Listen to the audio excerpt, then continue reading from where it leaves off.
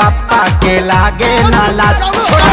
छोड़ा जवानी वाला ते हम कंफ्यूज बाने के पर लेकर खिलाए कि तार भाई खिलाए मन ते के रात में इतना लंबा सोच लेता रे बने पड़ा कनो फ्यूचर सैया नहीं का खिलाए के देवर के बने पड़ा कनो फ्यूचर सैया नहीं का खिलाए के देवर के पापा के लागे ना लाज